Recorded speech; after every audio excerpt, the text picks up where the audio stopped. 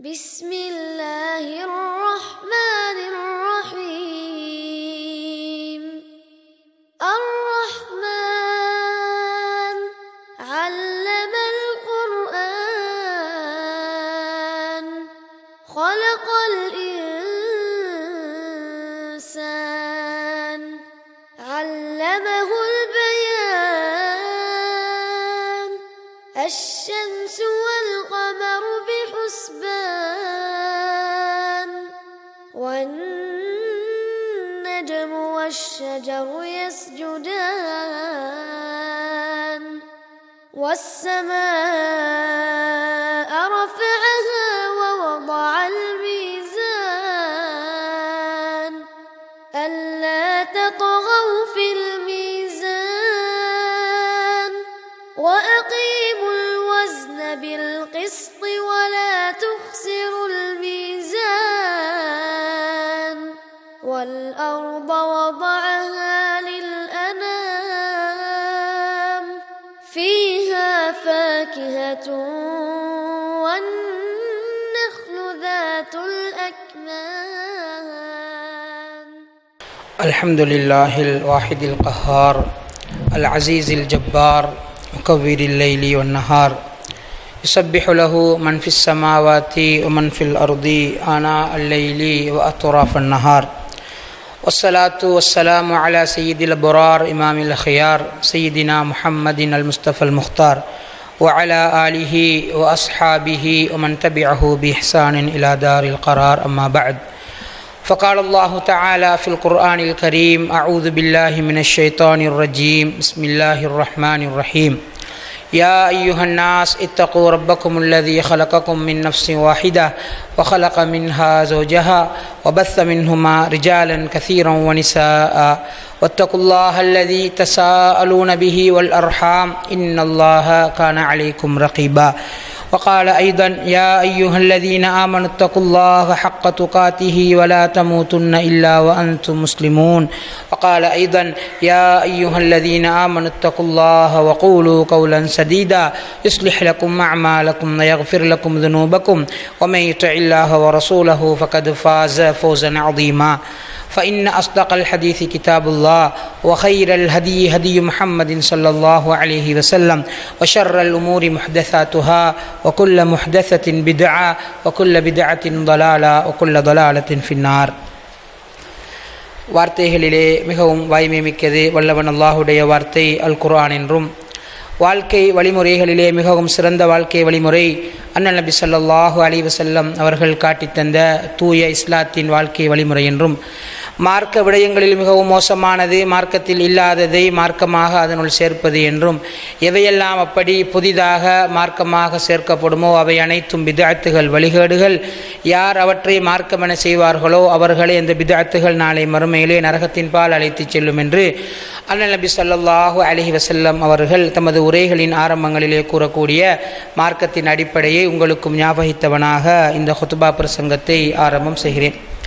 அன்பார்ந்த இஸ்லாமிய சகோதரர்களே, ஒரு புதிய வருடத்தின் ஆரம்பத்திலே முதலாவது ஹுத்பாவிலே அல்லாஹு தஆலா எங்களையெல்லாம் இருந்து ஆரோக்கியமாக இருந்து இந்த ஹுத்பாவை கேட்பதற்கு ஒரு சந்தர்ப்பத்தை தந்திருக்கிறான் என்பதற்கு முதலில் நாங்கள் அல்லாஹுக்கு நன்றி செலுத்திக் கொள்ள வேண்டும். அல்ஹம்துலில்லாஹ்.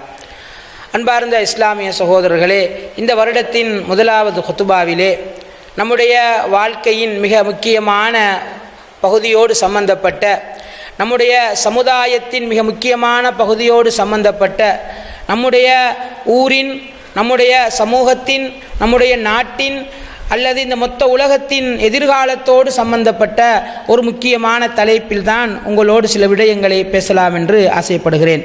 அதாவது வாலிபர்கள் முகம் கொடுக்கும் சமகால சவால்கள் என்கிற தலைப்பிலே சில விடயங்களை வாலிபர்களை பற்றி பேச வேண்டிய தேவை நமக்கு இருக்கிறது.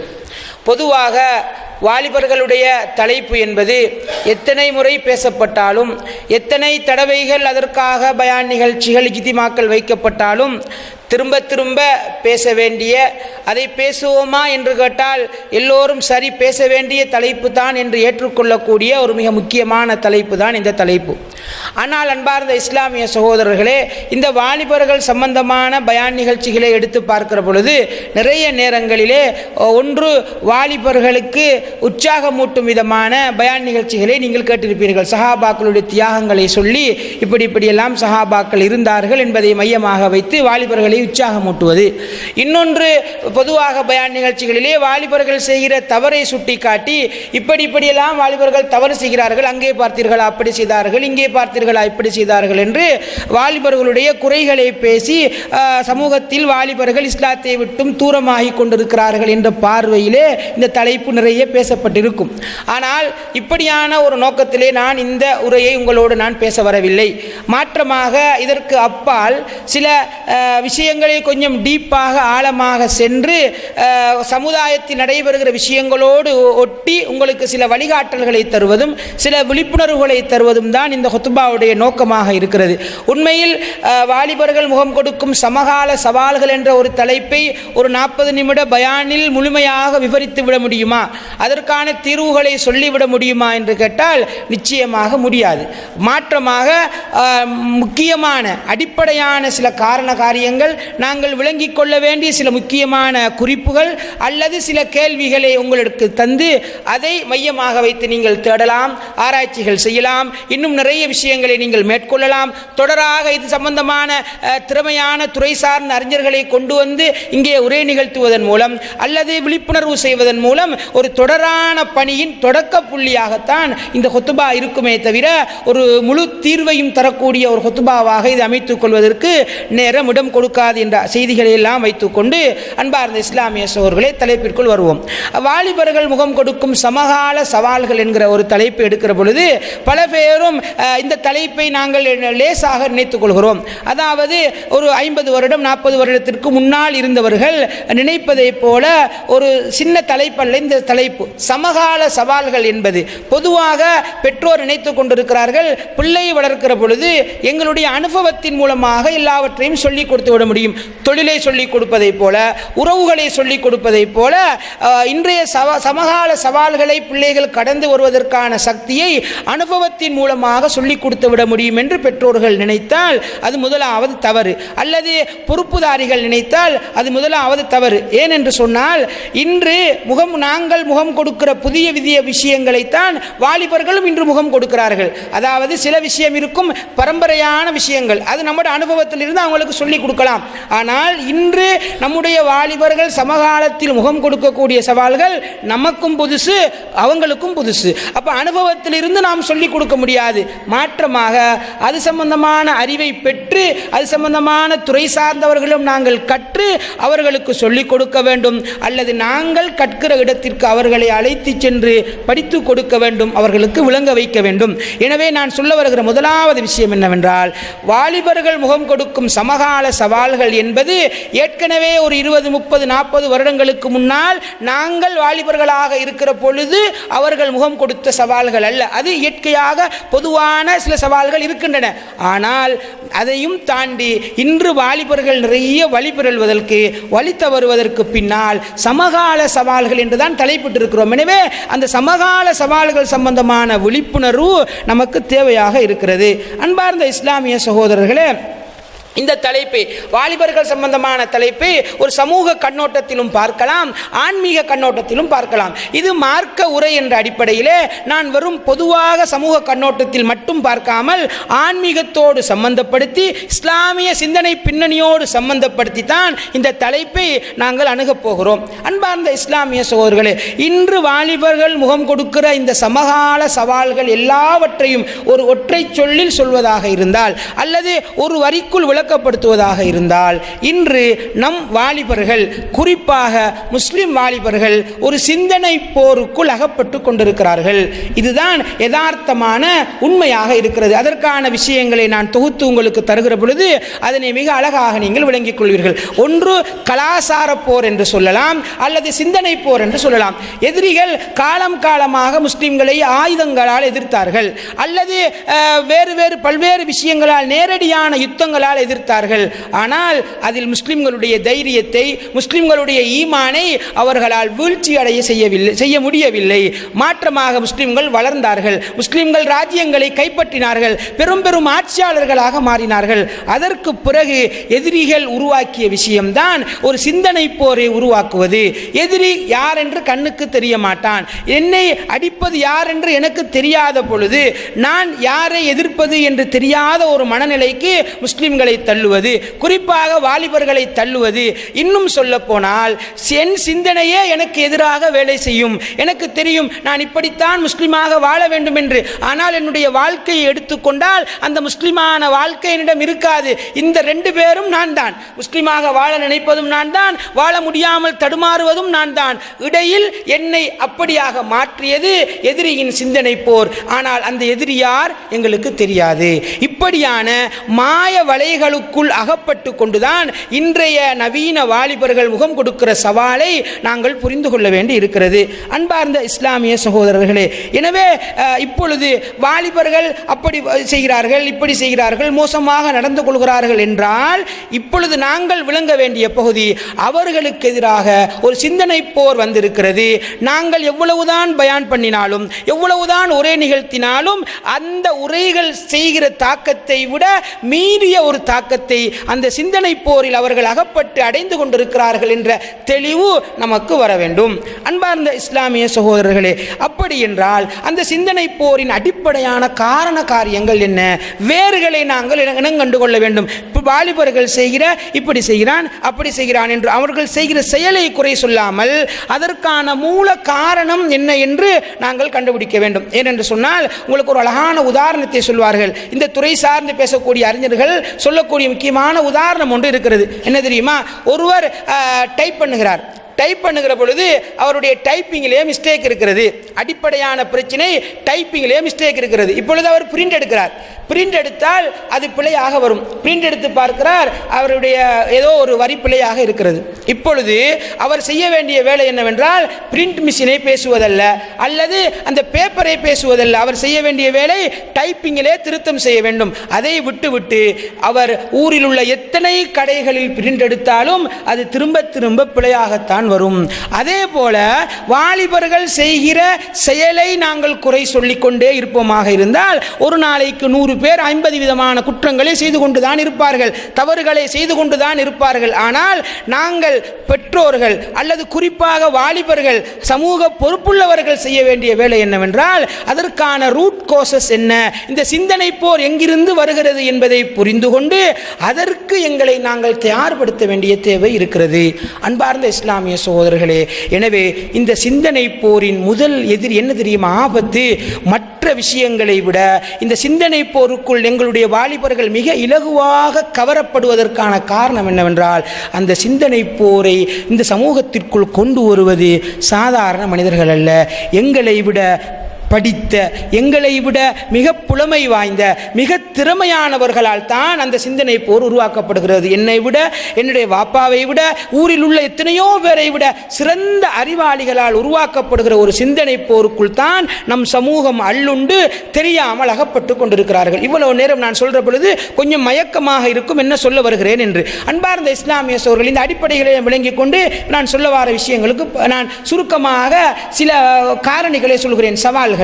இன்று நாங்கள் வாலிபர்களை வளர்த்தெடுக்கிற பொழுது வாலிபர்கள் வலித்து வருகிற இடங்களில் பல சவால்கள் இருக்கின்றன. அந்த சிந்தனை போரை மையப்படுத்தித்தான் இப்பொழுது நான் சொல்ல போகிற விஷயங்களை நீங்கள் விளங்கிக் கொள்ள வேண்டும். முதலாவதாக வாலிபர்களை அவர்களுடைய வழியிலிருந்து திருப்புகிற, அது உலக லட்சியங்களாக இருக்கலாம் அல்லது மறுமை லட்சியங்களாக இருக்கலாம், எதிலிருந்தும் திருப்பி ஒரு சோம்பேறிகளாக அல்லது லட்சியம் இல்லாதவர்களாக அல்லது எப்பொழுதும் ஒரு சாதாரண ஒரு சோம்பேறிகளாக அவர்களை வைத்திருப்பதில் முதலாவது விஷயம்தான் இந்த கேம் எடிக்ஷனாக இருக்கிறது. இது சமகால சவால். இன்று வாலிபர்கள் அதனை ஒரு பொழுதுபோக்காக நினைக்கிறார்கள். நான் பாட்டு கேட்க இல்லை, படம் பார்க்க இல்லை, சும்மா கேம்ஸ் தானே விளையாடிட்டு இருக்கிறேன் என்று வாலிபர்கள் நினைத்து கொண்டிருக்கிறார்கள். அன்பார்ந்த இஸ்லாமிய சகோதரர்களே, இது வாலிபர்களுக்கான சவால். அவர்களுடைய வாழ்க்கையை அவர்கள் கணக்கெடுத்து பார்த்தார்களாக இருந்தால் ஒரு பெரிய காலத்தை அதற்காக அவர்கள் செலவழிக்கிறார்கள். நம்ம நினைச்சிட்டு இருக்கிறோம் சும்மா போனை ஆன் பண்ண உடனே ஒரு கேம் வருது, அதை என் புள்ள விளையாடுறாரு, விளையாடுறாரு என்று நினைத்து கொண்டிருக்கிறோம். அன்பார்ந்த இஸ்லாமிய சகோதரர்களே, அதற்குள் ஒரு பெரிய சிந்தனை போர் இருக்கிறது. ஒரு கேம் இண்டஸ்ட்ரி, கேம் எப்படி உருவாக்கப்படுவதற்கான இண்டஸ்ட்ரிகள், பெரும் பெரும் நிறுவனங்கள் இருக்கின்றன. அவர்கள் பெரும் பெரும் லட்சங்களை செலவழித்து கேம்ஸ்களை உருவாக்குகிறார்கள். எதனை மையமாக வைத்து கேம்ஸ்கள் உருவாக்கப்படுகிறது என்றால், மனித சைக்காலஜியை படித்த, அதிலும் குறிப்பாக பிஹேவியரல் சைக்காலஜி என்று சொல்லப்படக்கூடிய மனித குணநலன்கள் சார்ந்த உளவியல்கள் படித்தவர்களை வைத்துத்தான் கேம்கள் உருவாக்கப்படும். நம்ம நினைக்கிறோம் வீட்டில் எவ்வளோ நல்ல விஷயத்தை கொடுத்தாலும் அவன் இன்ட்ரெஸ்ட் எடுக்க மாட்டேங்கிறான். அந்த ஃபோனை காட்டினா மட்டும், அந்த கேம்ஸை காட்டினா மட்டும் இவ்வளவு அவன் ஈர்க்கப்படுகிறான் என்றால், எங்களை விட நம்மட பிள்ளைய பற்றி அதிகமாக படித்த, என்னை விட ஏண்ட உளவியல் பற்றி அதிகமாக படித்த துறை சார்ந்த ஒரு பெரிய குரூப் உருவாகி உட்கார்ந்திருந்து ஒரு கேம்ஸ் உருவாக்குறாங்க. அந்த கேம்ஸ் எத்தனை வயசு ஆட்களுக்கு என்று சொன்னால், உதாரணமாக 20 வயசு ஆட்கள் விளையாட வேண்டிய கேம்ஸ் என்று சொன்னால் உளவியல் இருக்கிறது. ஒரு 20 வயசு பொடியனுக்கு என்ன காட்சிகள் பிடிக்கும், என்ன கலர் பிடிக்கும், எந்த இடம் பிடிக்கும், இதுக்கான பொதுவான உளவியல் இருக்கிறது. அந்த அத்தனையும் உள்ளடக்கியதாகத்தான் அந்த கேம்ஸ் உருவாக்கப்படும்.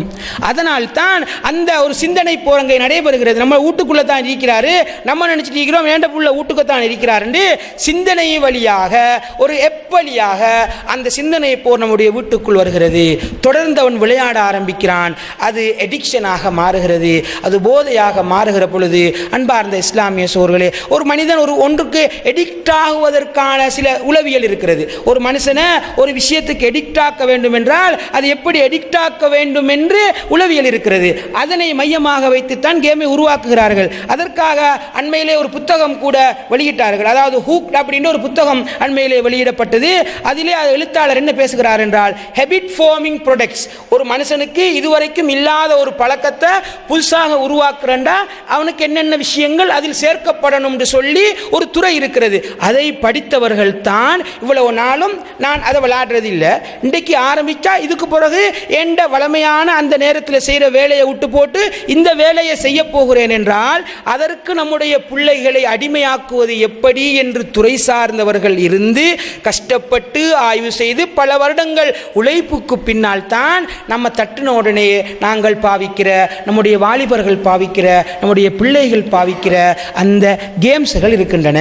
அன்பார்ந்த இஸ்லாமிய சகோதரர்களே, அது மட்டும் அதை பற்றி மட்டுமே, அதால் வருகிற ஆபத்து என்ன, என்னென்ன சிஸ்டங்கள் அதாவது அவர்கள் பயன்படுத்துகிறார்கள் என்றெல்லாம் பேசுவதாக இருந்தால் அதற்கு மட்டுமே தனி ஒரு ஹுத்பா தேவைப்படும். நான் சுருக்கமாக சொன்னேன், சிந்தனை போரில் நம்முடைய வாலிபர்கள் சமகாலத்தில் முகம் கொடுக்கிற மிகப்பெரிய சவால்களில் ஒன்றுதான் இந்த கேம் எடிக்ஷனாக இருக்கிறது. அது சில நேரம் சில ஊர்களில் கூட குறைவாக இருக்கலாம், ஆனால் எல்லா ஊரிலும் ஒவ்வொரு வகையில் ஒவ்வொரு காலத்திற்கு ஒவ்வொரு பேரிலே வந்து செல்கிறது. இப்போ வாலிபர்களுக்கு பொறுப்பாக இருக்கிற பெற்றோர்கள் நினைக்க வேண்டும், நம்ம சும்மா பிள்ளைகிட்ட அடே போனை பாவிக்காத, கேம்ஸை விளையாடாத என்று சொல்ல ஒரு வார்த்தையால் அவனை இவ்வளவு பெரிய சிந்தனை போரிலிருந்து காப்பாற்ற முடியாது.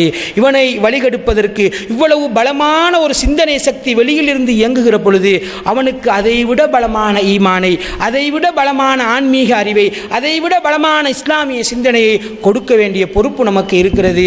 இதெல்லாம் ஒரு புள்ளிகளாகத்தான் நான் தொட்டு செல்கிறேன். விரிவாக பேசுவதென்றால் பல மணித்தியாலங்கள் தேவைப்படுகிற விஷயம். நீங்கள் கொஞ்சம் துறை சார்ந்து தேடி பாருங்கள், அதனுடைய ஆபத்துக்களை, அதனுடைய பாரதூரங்களை நீங்கள் விளங்கிக் கொள்ளலாம். இரண்டாவது அன்பார்ந்த இஸ்லாமிய சகோதரர்களே, இரண்டாவது எடிக்ஷன் தான் ஃபோன் எடிக்ஷன் என்று சொல்லப்படக்கூடிய இந்த தொலைபேசிகளுக்கு வாலிபர்கள் அடிமையாவது, அல்லது இன்னொரு வகையில் சொல்வதாக இருந்தால் ஃபோன் என்று மட்டும் சொல்லாமல் ஸ்கிரீன் எடிக்ஷன் என்று சொல்லப்படக்கூடிய திரைகளுக்கு அடிமையாவது. அதாவது ஃபோனை தாண்டி டிவியாக இருக்கலாம், லெப்பாக இருக்கலாம், அல்லது ஐபேடுகளாக இருக்கலாம், இப்படி எத்தனையோ வகைகளில் வருகிற திரைகளுக்கு அடிமையாவது. அன்பார்ந்த இஸ்லாமிய சகோதரர்களே, இது இன்று ஒரு பெரிய நோயாக நம்முடைய வாலிபர்களுக்கு இருக்கிறது. தேவைக்கு போனை பயன்படுத்துவதற்கு பதிலாக தேவையெல்லாம் விட்டுவிட்டு போனையே பயன்படுத்தி கொண்டிருக்கக்கூடிய நிலைமைக்கு நம்முடைய பிள்ளைகள் ஆளாகி இருக்கிறார்கள். போனை பயன்படுத்தக்கூடாது என்று பேச முடியாது இந்த காலத்திலே. அது அத்தியாவசியமான பொருளாக இன்று மாறி இருக்கிறது. எப்படி யூஸ் பண்ணுவது என்பது சம்பந்தமான விழிப்புணர்வு நமக்கு தேவை. அதற்குள் மிகப்பெரிய ஒரு சிந்தனை போர் இருக்கிறது. அன்பார்ந்த இஸ்லாமிய சகோதரர்களே, அதற்குள் நாங்கள் போன் அடிக்ஷன் அல்லது இந்த ஸ்கிரீன் அடிக்ஷன், திரை அடிக்ஷன் என்று வருகிற பொழுது அதற்குள் சினிமா வரும், சோசியல் மீடியாக்கள் வரும், அதே போல விளையாட்டுகள் வரும். ஒரு காலத்தில் மாசத்துக்கு 1-2 மேட்ச் டிவியில் போடுவான், இருந்து பார்க்கலாம். இன்றைக்கு ஒரு ஸ்போர்ட்ஸ் சேனலை திறந்து வச்சா 24 மணித்தியாலமும் பார்ப்பதற்கு அதில் கண்டென்ட் வைத்துக்கொண்டே இருக்கிறார்கள். சோசியல் மீடியா என்றால் அதை திறந்தால் 24 மணித்தியாலம் பார்ப்பதற்கும் அதில் விஷயம் வந்து கொண்டே இருக்கிறது.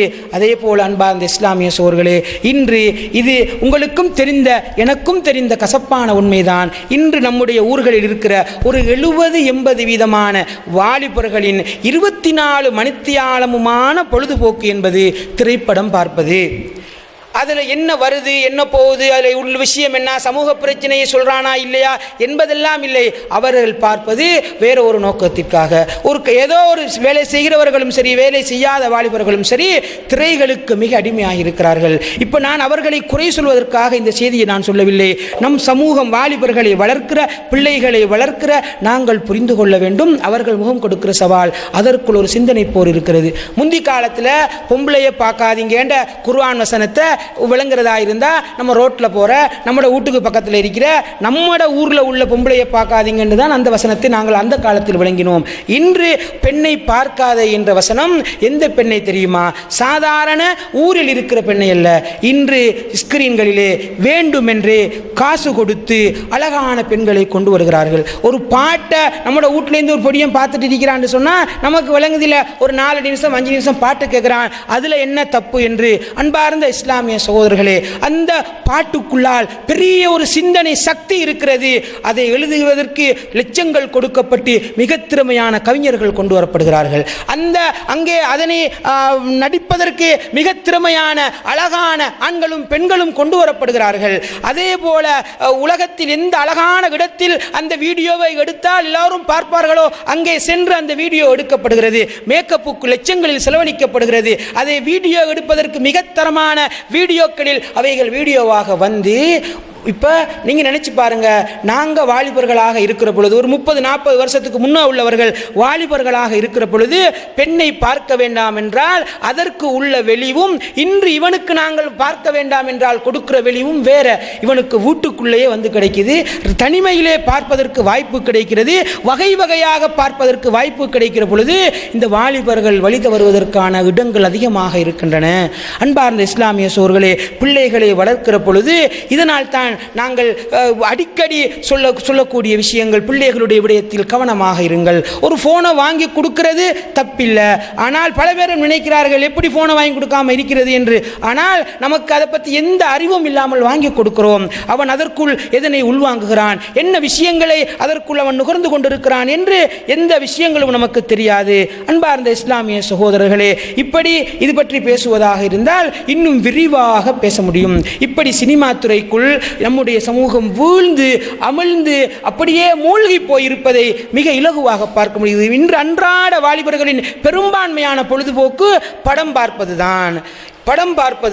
ஒரு முடிய ஒன்று என்று ஒவ்வொரு கிழமையும் வருகிற, அதுவும் இப்பொழுது மிக இலகுவாக ஒரு பகிரங்கமாகவே கூட்டமாக சென்று தியேட்டர்களுக்கு சென்று படம் பார்க்கிற விஷயங்களை நாங்கள் பார்த்து கொண்டிருக்கிறோம். இவைகளெல்லாம் திட்டமிட்டு பெரிய பெரிய இண்டஸ்ட்ரிகள், அவர்கள் படம் நடிக்கிறவனுக்கு எத்தனை லட்சம் சம்பளம், அந்த டைரக்டருக்கு எத்தனை லட்சம் சம்பளம், எவ்வளவு போட்டு எத்தனை கோடி உழைக்கிறான் என்ற எந்த அறிவும் நமக்கு கிடையாது. நடிக்கிறவன் பணக்காரனாகிறான், நடிக்கிற பெண்மணி பணக்காரனாகிறாள், அங்கே தியேட்டர் ஓனர் பணக்காரனாகிறான், டைரக்டர் பணக்காரனாகிறான், அத்தனை பேரும் பணக்காரன். ஆனால் வீட்டில் உண்பதற்கு உணவில்லாத நிலைமையில் கூட கூலி வேலை செய்து படம் பார்க்கிற ஒரு ஏழை சமூகமாக நாம் இருந்து கொண்டிருக்கிறோமே. இதற்கு பின்னணி இருக்கிற சிந்தனை போரை நம் வாலிபர்கள் வழங்கிக் கொள்ள வேண்டும். வாலிபர்களை வளர்க்கிற பெற்றோர்கள் வழங்கிக் கொள்ள வேண்டும். காசு கொடுத்து நாம் பார்க்கறதுல என்ன லாபம் கிடைக்கிறது? யார் யாரோ கோடீஸ்வரன் ஆகி கொண்டிருக்கிறான். அவன் நடித்த படத்தையே அவன் ஒரு தடவைக்கு மேலே பார்த்திருக்க மாட்டான். ஆனால் நாங்கள் பல தடவை ரீல்ஸுகளாக, யூடியூப் ஷார்ட்ஸுகளாக, அதே போல ஃபேஸ்புக் வீடியோக்களாக திரும்ப திரும்ப அதையே கொஞ்ச காலத்துக்கு ஓட்டி கொண்டிருக்கிறோம். அன்பார்ந்த இஸ்லாமிய சகோதரர்களே, எனவே அந்த ஸ்கிரீன் எடிக்ஷன் என்பது இன்றைய வாலிபர்களின் ஒரு பெரிய தலைப்பு. அதன் சின்ன பகுதிகளைத்தான் நான் உங்களுக்கு சொல்லிக் கொண்டு செல்கிறேன். அதற்குள் இருக்கிற மிக விரிவான சிந்தனை போரே, அதற்குள் இருக்கிற கலரிங் இருக்கிறது. ஒரு வீடியோவில் என்ன கலரை போட்டால் நீங்கள் பார்ப்பீங்க என்ற உளவியல் இருக்கிறது, அதை அவர்கள் போடுகிறார்கள். என்னென்ன காட்சிகளுக்காக அண்மையிலே முகநூலிலே ஒரு பார்க்க கிடைத்த ஒரு விளம்பரம் தான். ஒரு நடிகைக்கு ஒரு பாடலுக்காக 5 நிமிட பாடலுக்காக சம்பளம் 5 கோடியோ அல்லது 50 கோடியோ, 5 கோடி என்றே வைத்துக் கொள்வோமே, 5 கோடி கொடுத்து ஒரு பாடலை பாட வைக்கிறார்கள் என்றால் அவ்வளவு முக்கியமான சமூக கருத்தையா சொல்ல போகிறார்கள்? அவ்வளவு முக்கியமான ஒரு விஷயத்தை சொல்வதற்காக அந்த பாடல் எழுதப்பட்டிருக்கிறது? இல்லை. 5 கோடி கொடுத்து அவளை ஆட வைத்தால் அதில் 50 கோடி சம்பளம் நமக்கு வசூல் தருவதற்கு இந்த வாலிப சமூகம் ஏங்கி கிடக்கிறது என்ற அந்த நம்பிக்கையில் தான் அந்த 5 கோடி முதலாய் போட்டு 50 கோடியை வசூலித்துக் கொண்டிருக்கிறார்கள். இன்று பாடல்கள் வருகின்றன, அரை மணித்தியாலத்தில் இத்தனை மில்லியன் வியூஸ், இத்தனை கோடி வியூஸ் என்று பெருமையாக அந்த வீடியோக்களில் போட்டு பாடல்களை வெளியிடுகிறார்கள் என்றால் அந்த அளவுக்கு ஆன்மீகத்தில் வறுமைப்பட்டு, மர்மை சிந்தனையில் வறுமைப்பட்டு, ஒரு உலக ஆபாசங்களுக்கு பின்னால், உலக ஆசைகளுக்கு பின்னால் அல்லல் பட்டு செல்கிற சமூகமாக லட்சியம் இல்லை. என் பாதை எது? என் பயணம் எது? நான் எதற்காக படைக்கப்பட்டேன்? என்னுடைய நோக்கம் என்ன? நான் இந்த உலகத்தில் என்ன சாதித்துக் கொண்டிருக்கிறேன்? உம்மாட நிலைமை என்ன? வாப்பாட நிலைமை என்ன? இந்த ஊட்டு நிலைமை என்ன? ஊட்டு கஷ்டம் என்ன? இப்படி எதுவுமே தெரியாத, சிந்தனை மூழ்கடிக்கப்பட்ட, வெறும் ஸ்கிரீனுக்குள் அடிமையாகி போன ஒரு சமூகம் உருவாகி கொண்டிருக்கிறது என்றால் இது வாலிபர்கள் இன்று சமகாலத்தில் முகம் கொடுக்கிற சவாலாக இருக்கிறது. இதை ஒற்றை வார்த்தையில் டே போன் பார்க்காத, டே படம் பார்க்காத என்ற ஒற்றை வார்த்தையால் காப்பாற்றி விட முடியாது. இதற்கு நிறைய உழைக்க வேண்டிய தேவை சமூக பொறுப்பாளர்களுக்கு இருக்கிறது, பெற்றோர்களுக்கு இருக்கிறது, வாலிபர்களுக்கும் இருக்கிறது. இப்படி ஒரு பெரிய சிந்தனை போருக்குள் நான் அகப்பட்டு கொண்டிருக்கிறேனே. என்னை சுற்றி நான் எந்த வீடியோவை பார்க்கிறேனோ அந்த வீடியோ போட்டவனுக்கு காசி, நடித்தவனுக்கு காசி, உருவாக்குனவனுக்கு காசி, எனக்கு செலவுதான் போவதே தவிர எனக்கு என்ன வருமானம் வந்தது என்று நாங்கள் யோசிப்போமாக இருந்தால் நாங்கள் எவ்வளவு அடிமைகளாக அதற்குள் அகப்பட்டு கொண்டிருக்கிறோம் என்ற யதார்த்தமான உண்மையை புரிந்து கொள்ள முடியும். அன்பார்ந்த இஸ்லாமிய சகோதரர்களே, இது ஒரு விரிவான தலைப்பின் சுருக்கமான பகுதி மட்டும்தான்.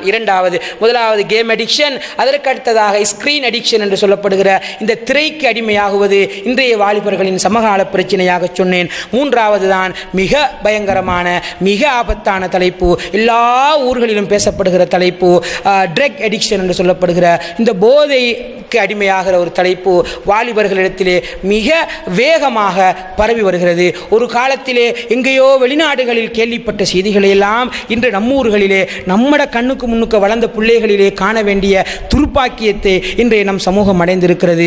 அன்பார்ந்த இஸ்லாமிய சகோதரர்களே, அது விரிவாக பல இடங்களில் நீங்கள் போதை சம்பந்தமாக கேட்டிருப்பீர்கள். ஆனால் வாலிபர்கள் விளங்கிக் கொள்ள வேண்டும், இதற்கு பின்னால் பெரிய ஒரு சக்தி இருக்கிறார்கள். அவர்கள் உங்களை வைத்து உங்கள் மூளையை பைத்தியமாக்கி, உங்கள் மூளையை சோர்வடைய செய்து, உங்கள் மூளையை சிந்திக்க விடாமலாக்கி, உங்களிடம் முழுமையான வேலை வாங்கிவிட்டு அவர்கள் பணக்காரர்களாகி கொண்டிருக்கிறார்கள். அன்பார்ந்த இஸ்லாமிய சோழர்களை, பெரும்பாலும் யுத்தங்கள் முடிந்த நாடுகளில் அல்லது நிறைய இடங்களில் ட்ரக்ஸ் பரவுகிறது என்பது பெரிய மட்டங்களுக்கு தெரியும். ஆனால் அவர்கள் அதனை மிக கடுமையாக எதிர்க்க மாட்டார்கள். நம்மட ஊருக்குள்ள ஒத்தமா நான் வந்து நம்மட பிள்ளையோட கையை உடைச்சி போடுறான்னு சொன்னா நம்ம விடுவோமா? காலை உடைச்சி போடுறான்டா விடுவோமா? 4 பேர் கையை வெட்டி போட்டு போனான்னு சொன்னா விட மாட்டோம். ஆனால் இவன் வருகிறான், ஊருக்குள் வியாபாரம் செய்கிறான் என்று தெரிகிறது, நாங்கள் விட்டு கொண்டிருக்கிறோம் என்றால் எங்களுக்கு பயம், பெரிய சக்திகள் வந்து எங்களை கவ்விக்கொள்ளும், எங்களை பிடித்துக் கொள்ளும் என்று பயம். ஆனால் அன்பார்ந்த வாலிபர்களே, உங்கள் கைகளை எதிரிகள் வெட்டுவதை விட, உங்கள் கால்களை எதிரிகள் கொத்துவதை விட, உங்களை கொலை செய்வதை விட ஆபத்தானதுதான் உங்கள் மூளையை சாவடிப்பது, உங்கள் சிந்தனையை சாவடிப்பது, உங்களை நடமாடும் நோயாளிகளாக மாற்றுவது. இந்த உம்மத்துக்கு எந்த பிரச்சனை வந்தாலும் உங்களுக்கு பின்னரப்பட்டா அதை மறந்து தந்தா போதும் என்ற நிலைமையிலே உங்களை உருவாக்குவது. உங்களோட வீட்டில் எத்தனை வாப்பாக்கு எவ்வளவு கஷ்டம் இருந்தாலும், உமாக்கு எத்தனை நோய் இருந்தாலும், காலையில் வேலைக்கு போய் பின்னரம் வீட்டுக்கு வந்தா அது இருந்தா போதும் எனக்கு என்று உங்களை மடையர்களாக ஆக்கி வைப்பதற்கு பின்னால் மிகப்பெரிய சிந்தனை போர் இருக்கிறது. மிகப்பெரிய சக்திகள் அதற்குள் வேலை செய்து கொண்டிருக்கின்றன. மிகப்பெரிய மாஃபியாக்கள் உங்களை போதையாக்கி, உங்களை மடையர்களாக்கி, உங்கள் பிள்ளைகளை பார்க்க விடாமல், உங்கள் பெற்றோரை நீங்கள் பார்க்க விடாமல், உங்கள் மனைவி மக்களை நீங்கள் பார்க்க விடாமல், ஏன் சொந்தமாக சொந்த செலவிலே உங்களை பைத்தியகாரனாக்குகிற வேலையை அவர்கள் செய்து கொண்டிருக்கிறார்கள். தெரிந்தும் கண் முன்னே ஒவ்வொரு ஊரிலும் போதையால் பைத்தியமானவர்களை ஒவ்வொரு ஊரும் கண்டுகொண்டுதான் இருக்கிறது. நிச்சயமாக சொல்ல முடியும், இன்றைய காலத்திலே பெரும்பாலும் ஒவ்வொரு ஊருக்கும் 1 or 2 போதையால் பைத்தியமானவர்கள் இருந்து கொண்டே இருக்க கண் முன்னால் என்னோடு படித்தவன், என் ஸ்கூலில் படித்த புள்ள, எனக்கு தெரியும் என் மேல் வகுப்பு கீழ் வகுப்பு, இன்றைக்கு போதையால் பைத்தியமாகிறான் என்று தெரிந்தும் மீண்டும் அந்த போதைக்கு செல்கிற சமூகமாக நாங்கள் இருப்போம் என்றால் எவ்வளவு தூரம் இந்த சிந்தனை போரில் அடிபட்டு போயிருக்கிறோம், எவ்வளவு தூரம் இந்த சிந்தனை போரில் அடி வாங்கி இருக்கிறோம், எவ்வளவு தூரம் சிந்தனையில் மடமையான சமூகமாக இருக்கிறோம் என்ற தெளிவை நாங்கள் புரிந்து கொள்ள வேண்டும். இது இன்னொரு இந்த சமகால வாலிபர்கள் முகம் கொடுக்கிற சவால்களில் ஒரு பகுதியின் சின்ன சுருக்கமாகத்தான் சொன்னேன். இது சம்பந்தமாக பெரிய விழிப்புணர்வுகள் தேவைப்படுகின்றன, பெரிய அவதானம் தேவைப்படுகிறது. வீடு வீடாக, குடும்பம் குடும்பமாக, பள்ளி பள்ளியாக இது பற்றிய விழிப்புணர்வுகள் அதிகம் தேவைப்படுகிற ஒரு காலத்தில் நான் நீங்களும் வாழ்ந்து கொண்டிருக்கிறோம். அன்பார்ந்த இஸ்லாமிய சூழலே, எது சந்தோஷம், எது நிம்மதி, எது வாழ்க்கை, எது லட்சியம், எதுக்கு நேரம் செலவழிக்கணும், எதுக்கு நேரம் செலவழிக்க கூடாது என்று எதுவுமே தெரியாத வீடியோவை பார்ப்பது, போனை பார்ப்பது, அதில் எப்படி ஒன்று ஒரு 4 பேர் நூறலியாக ட்ரிப் போறாண்டா, இங்கே 4 பேர் ட்ரிப் போகிறது, 4 பேர் நியூ இயருக்கு கொண்டாடுறதுக்கு கொழும்புக்கு போறாண்டா, அதை செய்கிறது. எது வாழ்க்கை, எது ஏண்ட வேலை என்று தெரியாத யாரோ சொல்வதை வாழ்க்கையாக எடுத்துக்கொண்டு ஒரு மிகப்பெரிய சிந்தனை போருக்குள் முடங்கி கிடக்கிற ஒரு சமூகமாக நம் வாலிபர்கள் நம்முடைய ஊரில் மட்டுமல்ல எல்லா ஊரிலும் ஆகிக்கொண்டிருக்கிறார்கள் என்கிற செய்தியை புரிந்து கொள்ள வேண்டும். அன்பார்ந்த இஸ்லாமிய சகோதரர்களே, இது 3வது பகுதி. எல்லாவற்றையும் சுருக்கமாக சொல்கிறேன், விரிவாக பேசுவதற்கான இடமாக இந்த ஹுத்பா இருக்காது. நீங்கள் தயவு செய்து விரிவாக இது சம்பந்தமாக தேடி பார்க்க வேண்டும் என்ற கவலையோடு தான் இந்த செய்திகளை சொல்கிறேன். 4வது இன்னொரு விஷயம் இருக்கிறது. அன்பார்ந்த இஸ்லாமிய சகோதரர்களே, இது இவ்வளவு நேரம் நான் சொன்னதை நீங்கள் எல்லாரும் ஏற்றுக்கொள்வீர்கள், நடைமுறையில் நடக்கிறதா இல்லையா என்பதுதான் பிரச்சனை. இப்போ 4வது சொல்ல போற விஷயத்தை கொஞ்சம் கவனமாக கேட்டுக்கிடுங்க. இல்லை என்றால் என்னை தவறாக புரிந்து கொள்வதற்கான வாய்ப்பு இருக்கிறது. இந்த பகுதியில் சிலர் உடன்படுவீர்கள், சிலர் முரண்படலாம். அப்படியான ஒரு பகுதி இன்றைய நவீன நம் சமூகம், முஸ்லிம் சமூகமாக, இப்பொழுது நான் விரிவாக பொதுவான பிரச்சனையை பேசவில்லை, முஸ்லிம் சமூகத்தினுடைய பிரச்சனையை பேசுகிறேன். வாலிபர்கள் முகம் கொடுக்கிற சமகால சவால்களில் ஒன்றுதான் இன்றைய கல்வியினால் ஏற்படுகிற ஒரு மிகப்பெரிய சிந்தனை போர். அன்பார்ந்த இஸ்லாமிய சகோதரர்களே, அதாவது நாங்கள் எங்களுடைய இவ்வளோ நேரம் பேசினது படிக்காத அல்லது மடத்தனமானவர்கள் செய்யக்கூடிய வேலைகள்.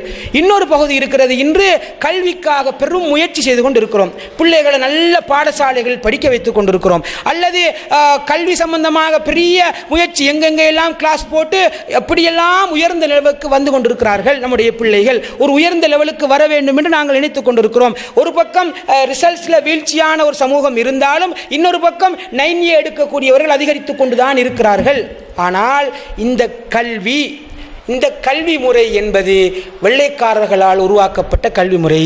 இதற்கு பின்னணியில் இந்த கல்வியை அதிகமாக கவனம் செலுத்தி மார்க்க கல்வியில் இருந்து தூரமாகி மதசார்பின்மை என்று சொல்லப்படுகிற செக்யூலரிசத்துக்குள் அகப்பட்டு கொண்ட ஒரு சிந்தனை போர் நம்முடைய சமூகத்தில் இருக்கிறது. இன்னும் கொஞ்சம் நான் விரிவாக சொல்வதாக இருந்தால், இந்த கல்வி முறையை உருவாக்கியவர்களுடைய நோக்கம் என்ன தெரியுமா? இலங்கையிலாக இருக்கலாம், இந்தியாவிலாக இருக்கலாம், வெள்ளைக்காரர்கள் நாட்டை பிடித்து காலனித்துவம் செய்கிற பொழுது இந்த கல்வி முறை அவர்கள் உருவாக்கியதன் நோக்கம் என்னவென்றால், ஒரே மாதிரியாக சிந்திக்கக்கூடிய மக்களை உருவாக்குவது. சரிண்டா எல்லாருக்கும் அது சரிண்டு படும், ஏண்டா எல்லாரும் படித்தது ஒரு சிலபஸ். பிளண்டா எல்லாருக்கும் பிளண்டு படும், ஏண்டா எல்லாரும் படித்தது ஒரு சிலபஸ். இப்படியான ஒரு சமூகத்தை வெள்ளைக்கார சிந்தனையோடு இருப்பார்கள், ஆனால் முஸ்லிமாக இருப்பார்.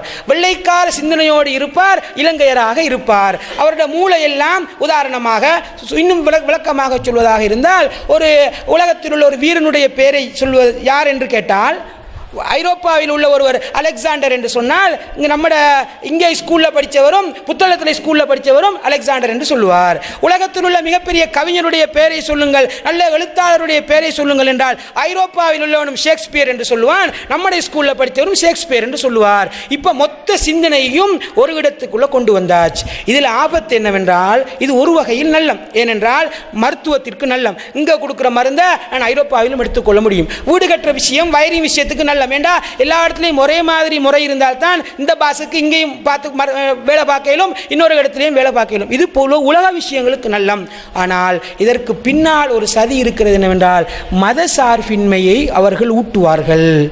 இன்றைக்கு நம்மட ஸ்கூல்களில் நினச்சி பாருங்கள், முஸ்லீம் ஸ்கூல் தான், அதிபர் முஸ்லீம் ஆள் தான், டீச்சர்ஸ்மார் முஸ்லீம் ஆள்கள் தான், பிள்ளைகள் முஸ்லீம் பிள்ளைகள் தான், 90-95% பிள்ளைகள் முஸ்லீம் பிள்ளைகள் தான், ஃபர்தா போட்டிருப்பார்கள், தொப்பி போட்டிருப்பார்கள். ஆனால் பாடசாலைகளுக்குள் இஸ்லாமிய பாடங்கள் எத்தனை பாடங்கள் நடைபெறுகின்றன? அந்த சிலபஸுக்குள் இஸ்லாம் எந்த அளவு தூரம் வேறு ஒன்று இருக்கிறது?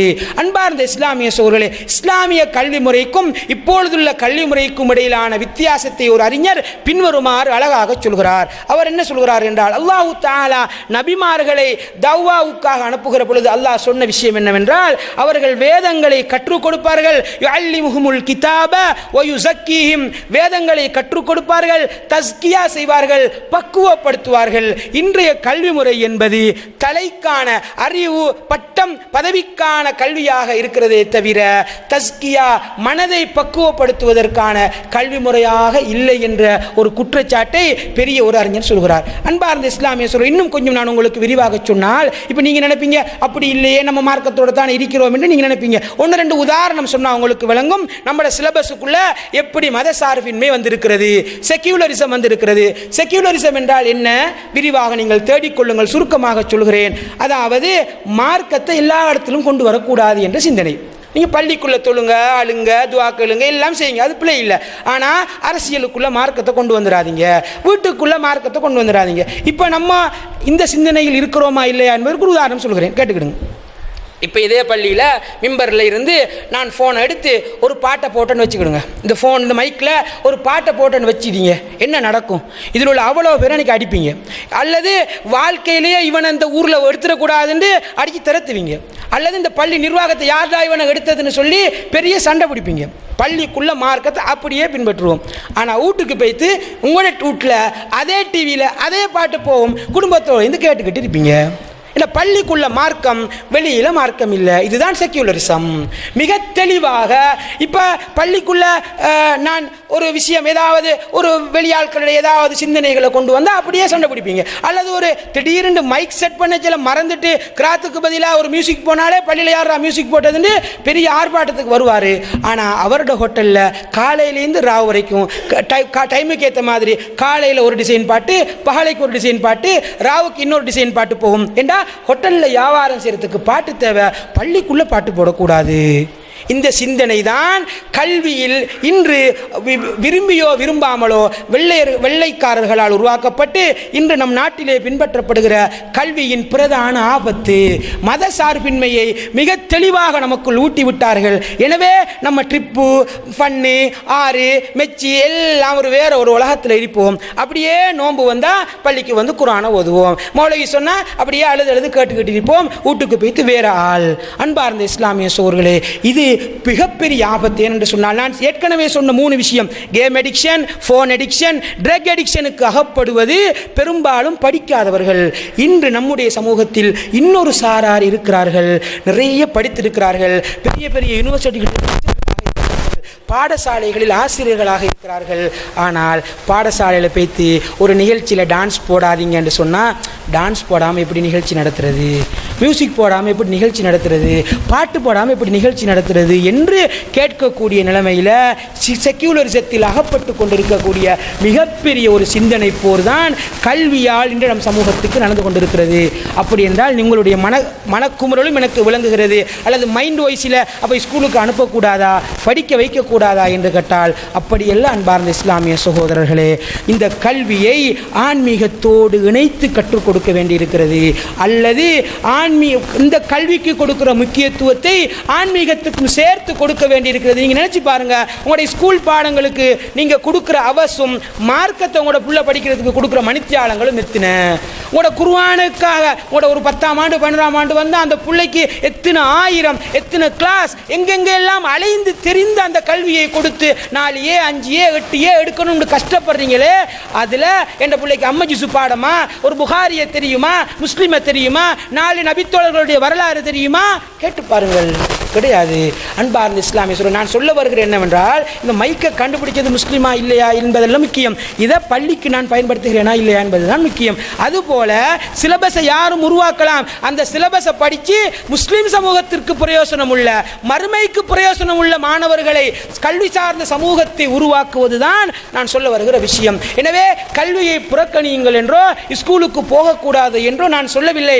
மாற்றமாக இந்த கல்வியால் ஒரு சிந்தனை போர் நடந்து கொண்டிருக்கிறது. ஒரு செக்யூலரிசம் எங்களை மீறி உள்ளே வந்து அல்லாஹ்வை விட்டும் தூரமாக்கி, எல்லாம் சரி, அது அவங்களோட மார்க்கம், இது எங்கட மார்க்கம், அவங்க செய்யறது அது சரி, அவங்க நாங்கள் அங்கேயும் போவோம் இங்கேயும் வாங்க என்ற இந்த இஸ்லாத்தின் தனித்துவத்தை இழந்த ஒரு நிலைமையை நாங்கள் அடைந்து விடக்கூடாது என்பதைத்தான் நான் சொல்ல வருகிறேன். இதுவும் இன்னும் விரிவான தலைப்பு. இது சம்பந்தமாக நிறைய ஆய்வுகள், நிறைய விஷயங்கள் பேசுவதற்கு இருக்கின்றன.